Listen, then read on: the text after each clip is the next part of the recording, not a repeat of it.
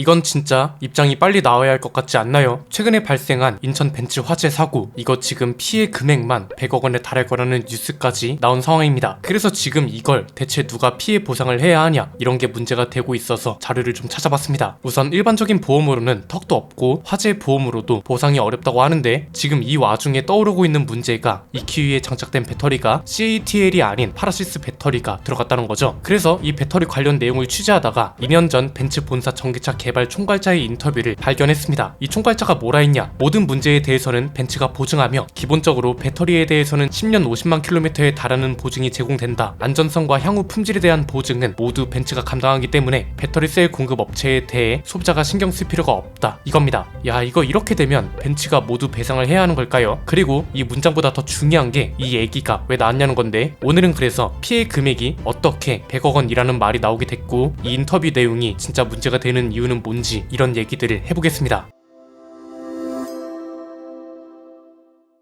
이번에 인천 아파트에서 발생한 벤츠 EQE 화재 사고의 쟁점은 두 가지라고 봅니다. 첫 번째는 전기차를 지하 주차장에 계속 주차하는 게 맞냐, 그리고 소방시설을 지금 수준으로 두는 게 맞는 거냐, 이거고요. 두 번째는 벤츠에 대체 언제부터 이런 모를 배터리가 들어간 거냐, 이거죠. 우선 첫 번째 쟁점, 사실 내연기관차나 전기차나 불이 나면 위험한 건 마찬가지인데, 전기차는 초기 진압이 굉장히 중요하다, 이게 핵심 포인트고, 초기 진압을 못하게 되면 그때부터 열폭주 문제가 발생하는 거고, 이때부터 불이 걷잡을 수 없이 커지는 거잖아요. 그리고 여기서 장소가 지하 주차장이면 폐쇄된 공간이라 유독가스, 연기, 그리고 불의 열기까지 빠져나가지 못해서 골든타임을 잡으려야 잡을 수가 없는 거죠. 그래서 이번에도 화재 진압에만 8시간이 넘게 걸렸다고 하잖아요. 그리고 여기에 더해서 또 다른 문제는 뭐라고 짚어드렸나요? 열폭주로 불이 안 잡히면서 여기저기 불이 번지고, 이것 때문에 이번에도 1500도까지 열이 올라갔다고 했잖아요. 관련 논문에 따르면 300도부터 철근 콘크리트에 미세 균열이 발생하기 시작하고 500도부터는 이 균열이 심화되기 시작한다는 내용을 소개해드렸죠. 이건 단순히 화재 그 자체만 문제가 아니라 나중에는 건물 붕괴 위험까지 이어질 수 있기 때문에 진짜 소방시설과 장비들을 말도 안 되게 개선을 하든지, 정 불안하면 전기차와 전기차 충전 시설을 지하가 아닌 지상으로 빼자, 이런 이야기가 나오고 있다는 거잖아요. 그래서 저희 스포일러 팀은 아예 이런 거에 최적화된 주차 건물화를 제안했고, 이거랑 관련된 자세한 내용은 지난번 영상을 참고해 주시면 되고요. 그리고 실제로 이미 이것 때문에 지하 주차장에 전기차를 주차하지 못하게 하는 아파트들도 점점 늘어나고 있다, 이런 기사도 많이 나오고 있죠. 이건 뭐 전기차다